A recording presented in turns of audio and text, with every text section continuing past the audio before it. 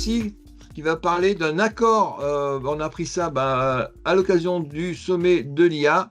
Lucie, je te laisse expliquer ce projet, cet accord.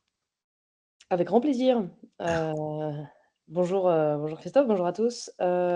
Effectivement, et je vois Pierry qui a mis dans la discussion, que Mistral vient de lancer sa collaboration avec les universités. À voir. Et ben effectivement, à voir. Alors c'est un plaisir de travailler, comme ça. Je vais vous raconter un peu la genèse du truc puisque, on y était. Ça vient d'une idée un peu farfelue de ma part, pendant le sommet mondial pour l'action sur l'IA. Alors pour, regrouper un petit peu ce qui s'est passé depuis la dernière fois qu'on s'est vu, je vous avais présenté un défi que nous avions mené. Très clairement, hein, le sommet mondial pour l'action sur l'IA, c'était un truc très politique organisé par l'Élysée, où l'Élysée s'est dit: «Tiens, ce serait bien qu'on montre que, les Français sont super forts en IA» et donc ils ont sous-traité, au SGPI, la charge de sélectionner 35 défis qui montraient l'excellence, française et surtout européenne, enfin surtout française et européenne, pardon. Et on a été choisis et nous étions le seul défi qui parle d'IA et d'éducation. En fait, le 10 février, quand on était au Grand Palais, nous étions le seul défi qui parlait IA et éducation, et même les seules personnes qui parlions IA et éducation. Moi, je suis un peu gênée de ce truc-là, mais bon, voilà. Donc ça a été assez médiatisé et en fait, on avait un partenariat de principe avec Mistral. On appelle partenariat de principe parce qu'en fait, ces défis, organisés par le SGPI, n'avaient pas d'argent du tout et donc quand on n'a pas d'argent pour monter, un truc aussi ambitieux, c'est pas évident surtout de gérer la communication. Donc Mistral nous octroyait, un montant, pas énorme mais, suffisamment, enfin suffisant pour pouvoir gérer la communication autour de ce sommet-là. Et en discutant avec Mistral un jour, on s'est dit avec Oriane Ledroit, déléguée générale d'ATEC France, c'est quand même vraiment dommage d'avoir un partenariat avec Mistral et de ne pas avoir un vrai livrable, en tout cas un vrai projet ensemble.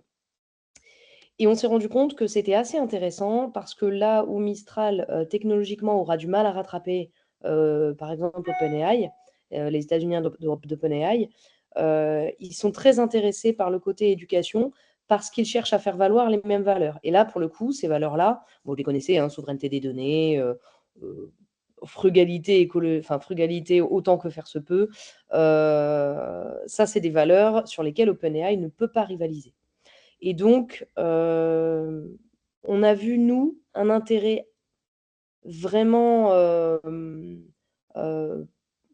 qu'on pouvait vraiment toucher du doigt, de faire intervenir Mistral dans l'enseignement supérieur, pas pour, remplacer les BIAT, les enseignants et cetera, mais surtout, pour permettre d'avoir des outils SI enrichis par IA que nous maîtrisions. Et en fait, en discutant avec de nombreux établissements, je me suis rendu compte qu'on avait pas mal d'agents dans les établissements et d'enseignants qui utilisaient des IA génératives sans formation, sans s'intéresser à l'impact écologique, sans s'intéresser, à, la souveraineté des données. On a évidemment des chercheurs qui ont, donné des résultats de recherche à ChatGPT. On a des directions aux affaires juridiques qui ont traité des cas sur ChatGPT. Enfin, c'est quelque chose qui est fait parce qu'on ne sait pas l'utiliser. Enfin, je vous apprends rien, évidemment, à vous, je vous apprends rien. Donc là, si on peut avoir un accord intéressant avec une offre de marché qui soit, qui prenne pas à la gorge l'ensemble des établissements du supérieur et qui puisse développer un outil, une plateforme, Mistral Edu ou le chat Edu comme il développe actuellement le chat Pro, mais qui soit adapté à l'enseignement supérieur, pour la gestion des affaires juridiques, avec le code de l'éducation, pour la gestion des achats publics, avec des petits rags, par exemple, qui pourraient introduire le code des achats publics, le guide pratique des achats innovants. C'est pas grand-chose technologiquement, mais par contre, en termes de passage à l'échelle, c'est quelque chose sur lequel Mistral a une force de frappe. Mistral a été très content d'entendre ça. Ils ont voulu commencer à travailler avec nous et donc, bon, bah, on avait un travail de communication à faire. On a fonctionné à l'envers, hein, complètement. On avait un travail de communication à faire pour le 10 février pour pouvoir annoncer, lors du Grand Palais et avec toutes les retombées médiatiques, dont on a pu bénéficier puisqu'on était le seul défi IA éducation.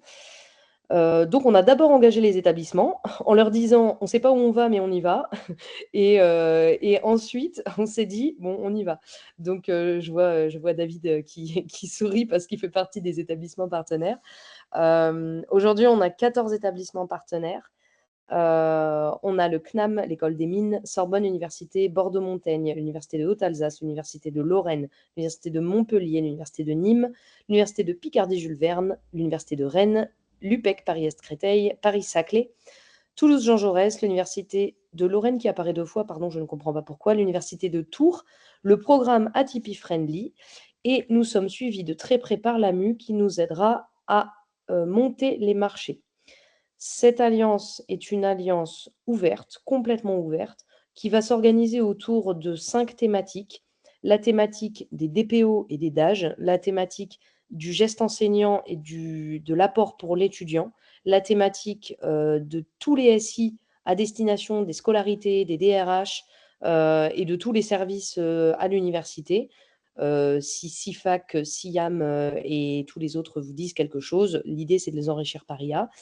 Une thématique sur la stratégie et le pilotage, bien entendu, et une thématique sur l'accessibilité et l'inclusion, sur laquelle Atypi Friendly a largement toute sa place. Le but du jeu, c'est d'aller extrêmement vite, puisque Mistral est dans les starting blocks, et que vous savez très bien que c'est un mastodonte, et que si dans 6 mois on n'est toujours pas prêt à leur sortir un cahier des charges, ils partiront sans nous. Non seulement ils partiront sans nous, mais ils annonceront moi, je les vois bien venir, hein, franchement, hein. Je les vois bien venir à annoncer, Mistral gratuit pour tous les étudiants. Aujourd'hui, Mistral, Pro, ça coûte 2 € puisqu'il suffit de prendre un forfait free à 2 € et puis on a Mistral gratuitement. Depuis les annonces de Mistral, tous les clients free ont accès à Mistral. Donc la manière la moins chère d'avoir Mistral Pro, c'est, de prendre un abonnement free, pour 2 €. Ce serait pas déconnant qu'ils annoncent très vite, une offre, pour tout le monde. Nous, on est là justement pour faire attention où vont les données, pour expliquer à Mistral que l'éducation, on en a besoin aussi dans les SI, on en a besoin dans l'enseignement supérieur et les EdTech en ont besoin. On a un partenariat. Ce partenariat, il n'est pas uniquement Mistral Université. Bien entendu, il est aussi avec EdTech France. Parce que les EdTech ont besoin d'infrastructures sur lesquelles on peut compter, nous, universitaires. Voilà, je réponds à la question qui a été posée. Heu, alors on a été approché par beaucoup de structures qui ne sont pas des établissements du supérieur. On a été approché par le privé, alors on a fermé la participation au privé parce que, ça, c'était une volonté politique de Mistral de s'engager plutôt pour le service public et en même temps, quand on lit le dossier de presse de François Bayrou, qui est sorti après notre idée farfelue, il a dit qu'il voulait un outil pour le service public dans 12 mois. Donc ça tombe bien, c'est exactement ce qu'on cherche à faire. Par contre, l'enseignement secondaire, on aimerait bien l'intégrer, notamment sur le -3+3. Pour l'instant, je vous avoue qu'on ne sait pas du tout comment. Mais en tout cas, on va y réfléchir et on va l'intégrer petit à petit. On essaie d'avoir des livrables rapidement pour répondre à des questions très pratiques et urgentes. Et pour aussi que Mistral puisse comprendre que dans le SR, on est réactif. Dernière chose, le lien avec les initiatives de l'ESR, genre Ragaren, genre Aristote, genre Lucie, parce qu'on ne veut surtout pas rentrer en concurrence. En fait, j'ai l'impression que, je prends l'exemple de Ragaren, pour moi, c'est des idéaux vers lesquels on doit tendre. Parce que c'est des initiatives qui sont vraiment enrichissantes et exceptionnelles. Par contre, Mistral, demain, il nous apporte une force de frappe, il nous apporte une capacité de développement. Ils ont 150 petits doigts qui tapotent derrière des claviers et qui savent monter une solution en 15 jours. Ça, c'est des choses que nous, dans le NSR, malheureusement, on n'a pas assez de RH pour faire. Même si on a les compétences, on n'a pas forcément les RH. Donc on vient surtout pas en concurrence et on est guidé par toutes ces guidelines d'initiatives de l'ESR. Voilà. D'accord. Alors, on va décrypter maintenant ce que tu viens de nous dire. Tu as parlé de l'AMU. L'idée, ça serait avoir un serveur central à l'AMU ou, c'est juste une hypothèse de travail, c'est une lubie? Alors c'est pas du tout une lubie. Avoir un serveur central à l'AMU, ça nécessiterait qu'on puisse connecter des millions d'étudiants en même temps. Je pense que ça coûte trop cher pour l'ESR, mais pas pour Mistral. Donc à nous d'être très vigilants sur la manière dont Mistral va stocker ses données. Ils ont annoncé la grande construction de data center en Essonne, oui, en France. Je pense que la priorité pour le stockage des données en France, c'est peut-être l'enseignement supérieur, la recherche, et donc c'est là qu'on va peut-être avoir une carte à jouer. Non, la MU va nous aider beaucoup à travailler sur les modèles économiques et l'intégration au SI existant, Apogée, Pégase, SIAM, SIFAC, etc.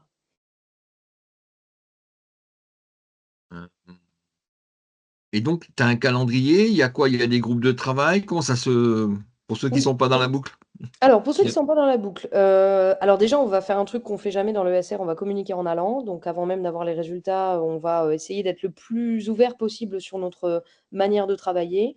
Par contre, l'Alliance est encore ouverte, évidemment, aux établissements d'enseignement supérieur qui seraient intéressés. Envoyez-moi un mail. Le truc, c'est hyper simple, hein, une lettre du président. On a voulu faire simple parce qu'on est travaillé dans l'urgence, donc tant que le président est au courant et d'accord pour intégrer l'Alliance, nous, on a un interlocuteur qui est souvent le VPNUM, mais parfois le chargé de mission, par exemple Pierre Lavalarché pour l'UPEC, chargé de mission IA ou d'autres, hein, on a aussi un directeur de cabinet, par exemple. Une lettre du président, on peut en discuter évidemment, et on a des groupes de travail. Le chronogramme, il est assez simple. Ce serait bien que pour fin mars, on ait réussi à avoir un premier état des lieux des besoins. Donc, vous voyez, fin mars, c'est tout de suite, quoi. En 2 ou 3 réunions très rapides, qu'on puisse avoir un état des lieux des besoins sur chaque thématique pour permettre de transmettre à Mistral et que Mistral puisse nous proposer des prototypes fin mai. Pour avoir un petit aller-retour entre fin mai et début septembre en disant bah, c'est pas trop ce qu'on veut, c'est plutôt ça qu'on veut, etc. Pour qu'en septembre, l'ensemble des établissements partenaires puissent bénéficier d'une augmentation par IA de leur SI et déployable à toutes les universités françaises en mars, février-mars 2026. Voilà. D'accord. Ouais, il y C'est a pas que moi qui complètement vais penser. dingue, c'est ambitieux, peut-être beaucoup trop, hein. Ça se trouve, ça marchera jamais, mais moi, je y crois fort et je crois qu'on a des établissements qui sont extrêmement dynamiques avec nous et qui ont déjà des besoins. Donc, pour la remontée des besoins, ça ira vite. Voilà. D'accord. Je ne vais pas être seul à poser des questions. Ah, il y a Laurent qui arrive. Hop. Ah, Laurent, tu tombes bien. On parlait du projet avec Mistral. Tac, bravo, projet plus que nécessaire. David, comme tu as Merci. vu, je te trouve bien silencieux. Non, j'étais en train de réfléchir à tout ça, donc ça, c'est plutôt une excellente nouvelle si ça prend forme parce que c'est vrai que bon, ben, Mistral, ils ont des moyens que nous n'aurons probablement pas. Donc cet aspect rapide aussi est assez impressionnant, hein. Je veux dire en si peu de temps, mais On a des établissements qui sont dans l'Alliance avec des personnes qui les mènent, alors qui mènent ces projets-là, qui sont extrêmement motrices, en fait. Donc, l'idée, oui, c'était pas d'arriver dans un établissement avec, par exemple, une DRH en souffrance. Non, là, les établissements et les porteurs de ce projet-là vont sélectionner dans leurs établissements des personnes qui ont déjà réfléchi à la question, qui sont déjà dynamiques sur le sujet, pour avoir un état des lieux des besoins très rapide, quoi. il y a D'accord. une bonne question là qui est tombée, j'ai vu. Dans les commentaires. Pourra-t-on plugger nos propres RAG sur Mistral Université? Alors, je pense effectivement que par rapport à ce que vous avez énuméré, on a chacun dans les universités des règlements qui sont un peu différents ou Ouais. des choses qui sont un peu différentes. Donc, effectivement, Ouais, c'est l'idée, hein. Boris, c'est l'idée. Concrètement, je peux pas t'assurer que oui, mais en tout cas, avec les discussions avec Mistral, on en a déjà parlé. On a parlé du Ragaren et de plugger le Ragaren. Alors, eux, en plus, ils ont téléchargé le code open source et puis ils l'ont mis sur leur serveur. Mais chez Mistral, ils n'étaient pas contre cette idée, au contraire. Voilà. Ouais, parce qu'il y aurait ce besoin-là aussi. Toi, on développe tous, enfin, on développe. On a de nos propres serveurs d'inférence à droite à gauche. Il y aurait peut-être une montée en compétences autour de ça en utilisant leur modèle à eux Ouais, et puis rajouter des modèles agentiques là-dessus. Donc, tout ça à fait. pourrait être aussi un axe de travail assez sympa. Je vois que les collègues suisses francophones ils veulent savoir si c'est que pour la France, si on peut annexer la partie sud de la Suisse à ce projet. Alors pour l'instant, effectivement, on reste en France sur une volonté de Mistral, mais on va très très vite étendre. On a déjà parlé des extensions, notamment dans le cadre des alliances européennes. Par exemple, chez nous, l'UPJV fait partie d'une alliance européenne. On va très vite déployer aux 9 autres établissements non français. Et je pense, Nathalie, qu'on va aussi vite déployer en Belgique et en Suisse parce que tu n'es pas la seule à nous avoir demandé. Il y a aussi une dernière question sur les coûts. On va essayer de réduire au maximum les coûts. Aujourd'hui, Mistral a proposé une offre, leur offre Mistral Pro à 3,50 € par utilisateur par utilisateur par mois. Si vous faites le calcul, ça veut dire qu'on peut, un établissement qui a un petit peu d'argent, ce qui commence à être assez rare, peut raisonnablement le proposer à ses enseignants et ses BIAT. Alors pour le proposer à tous les étudiants, c'est complètement du délire. Pour réduire les coûts, à voir avec Mistral, mais ils n'étaient pas contre l'idée de proposer des licences flottantes. Pourquoi on ne proposerait pas une offre, vous savez, là, les offres tempo EDF, avec une météo de l'IA pour dire, bah là, aujourd'hui, ou demain, un examen est prévu dans telle université, on va avoir 2000 connexions en même temps. Donc, ce n'est pas le moment de faire un cours maths et IA à l'UPJV parce que l'université de Montpellier a prévu une utilisation des serveurs assez énorme. On peut imaginer quelque chose comme ça. Alors bon, c'est facile pour EDF de prendre la météo parce que c'est assez calqué sur les températures dehors. Je ne sais pas comment on peut faire, mais une sorte de licence flottante automatique, ça pourrait être très intéressant, réduire les coûts pour Mistral et pour nous, du coup. Ouais, ou la licence utilisateur, même si on a 4000 BIAT, s'il y en a que, je sais pas, 1000 qui vont utiliser, on paye sur les 1000 et pas sur les 4000. On peut faire ça. Ouais, on peut. Ça, c'est la première solution et ça, pour lequel ils sont complètement OK. Mais si on pouvait le faire de manière automatique, ce serait idéal, quoi. Je ne Ouais. l'utilise que quand j'en ai besoin. Comme le Ragaren, c'est ce qu'ils font d'ailleurs. David, oui, pardon. David, tu as levé la main. Oui, oui. En fait, j'ai une question. Donc là, si je comprends bien, pour l'instant, ça serait plutôt une sorte de cervelle fine-tunée sur tout ce qui concerne l'ESR et les règlements, ou c'est un LLM plus complet, une cervelle avec beaucoup des comparables à DeepSeek R1 ou GPTO, enfin, Non, c'est quoi exactement en fait? Parce que là, on parle de coûts, mais bon, vous savez, la Sam Altman a annoncé que l'utilisation de GPT-5 serait quasiment gratuite. DeepSeek R1, c'est quasiment gratuit. Gemini, pareil, on peut utiliser déjà beaucoup de choses. Où va se placer alors parce que si Mistral devient payant, est-ce qu'il va apporter quelque chose de beaucoup plus, vous voyez ce que je veux dire? Ouais, Parce que moi je rêve effectivement d'un LLM français, enfin d'une IA française ou européenne, mais le problème c'est d'arriver à embarquer tout le monde et que ça soit au niveau, quoi. Enfin, ça me paraît. Où est-ce que, enfin, quel est le. Je suis pas sûre que je vais répondre à ta question. Je voterai plutôt pour la réponse 1. En fait, je vais peut-être répondre à côté. J'ai l'impression que pour répondre aux vrais besoins de l'ESR, on va pas être sur des avancées technologiques de premier plan.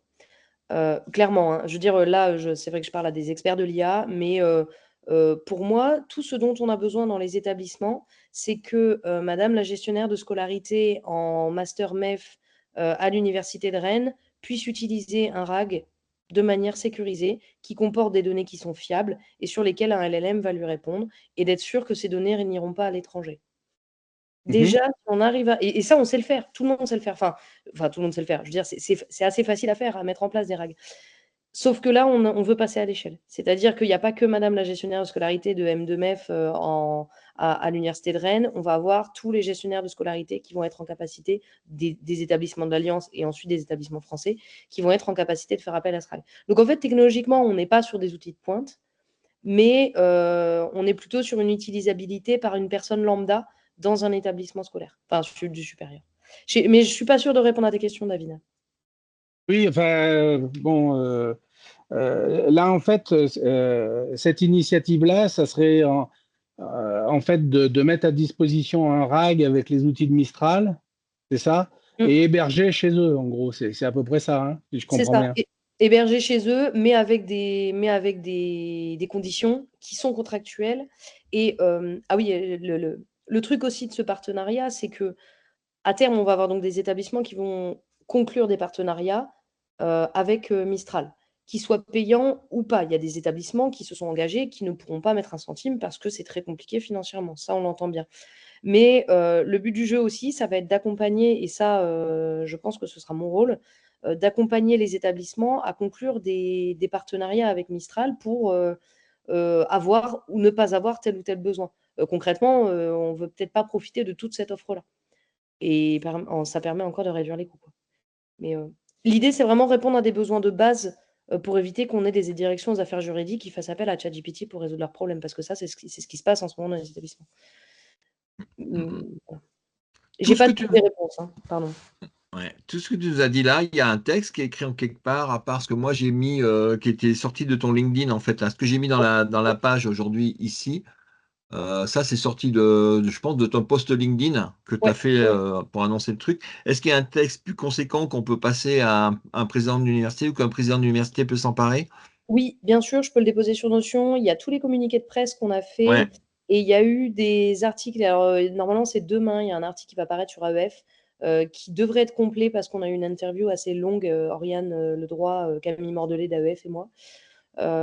Donc oui, en général, ce que je fais quand je contacte ou quand les établissements me contactent, on transmet les communiqués de presse. Après, ça reste flou, hein, très concrètement, je sais pas où on va et on ne sait pas ce qui sortira et quel type de contrat va sortir de ce chapeau-là. D'accord. Mais l'idée est là, voilà. Parce que moi, j'avais contacté plusieurs fois Mistral, j'ai jamais eu une réponse en disant bah, on a un groupe, on pourrait proposer des choses, on a des besoins, on pourrait discuter ensemble d'un point de vue technique, d'un point de vue économique et tout ça. Donc c'est bien qu'il y ait ce lien-là. Alors Parce que entre j'ai eu nous, un endroit qui ne savait pas comment contacter, bah, déjà ils répondent à leur mail, ça serait déjà sympa. alors ouais, entre nous, ça a été extrêmement compliqué de les avoir et en fait, quand on a lancé cette idée farfelue, je me souviens très bien de cette visio-là.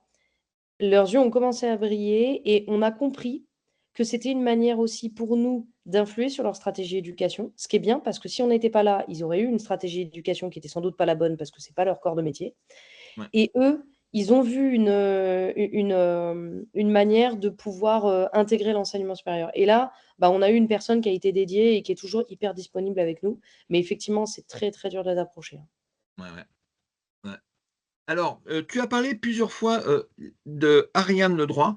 Pour les gens qui ne connaissent pas de la communauté IA for Sup, Ariane, c'est la présidente ou la directrice, je ne sais pas, de EdTech France. EdTech France, c'est un organisme, une association qui regroupe toutes les entreprises EdTech pour mieux se représenter à l'étranger, mieux se représenter dans les salons, faire du réseautage des événements réseau. Et moi, bah, tu as eu le mail, hein, Lucie, je connais Ariane depuis qu'elle est présidente à EdTech par d'autres, parce qu'elle intervient pas mal aussi dans l'éducation nationale, pas que dans le Ouais, supérieur. tout à fait. Et voilà, alors, on a fait participer souvent à Ludovia, qui se passe fin août dans les Pyrénées, que Didier Roy connaît bien, qui est un super événement sur l'innovation dans le monde de l'éducation en général. Il y a de la maternelle à l'université. Et avec Ariane, moi, je lui ai proposé, elle était en copie du mail, hein, enfin, je lui ai déjà proposé il y a un bout de temps, de voir comment on pouvait articuler nos actions IA for Sup avec les EdTech. Tout à fait. De toute façon, bah, dire au EdTech que nous, IA for Sup, on existe. On est maintenant 200, 230, je crois. Ah oui, j'ai pas donné les chiffres. Je crois qu'on est plus de 200. On a dû dépasser les 200 participants. Même si on n'est que 20 à chaque meeting, hein, voilà, l'info passe. Et donc, on peut servir de relais pour présenter un peu comme on l'a fait avec Knowledge, KR2, comme on l'a fait avec toi, Boris, quand tu as présenté ta solution. Présenter les solutions à la communauté et avoir ce lien de faciliter la communication entre les entreprises qui proposent des solutions, alors soit pour les faire connaître, pour les vendre, ça c'est le but final, mais il n'y a pas que ça, pour lancer des expérimentations, pour faire des tests, pour recruter des étudiants, des stagiaires, des thésards, enfin il y a plein de choses qui sont possibles, que l'on peut faciliter la communication entre ces entreprises et le monde universitaire. Donc, tu as vu, tu es dans la boucle là, Lucie, avec Oriane. On va essayer de faire quelque chose. Déjà, dire qu'on existe à ces tech et puis s'ils veulent venir participer, un peu comme on a fait jusqu'à présent. Moi, c'est moi qui allais les chercher. S'ils viennent me voir, ça me fera gagner du temps. Avec Mais je pense plaisir. qu'il y a, ouais, ouais, il y a un truc à faire dans ce sens-là. Voilà un peu l'idée. Je pense qu'on a fait le tour du sujet. Monsieur Laurent Fleury, qu'est-ce que tu penses de tout ça? Alors, Laurent, pour ceux qui ne connaissent pas, il travaille à la.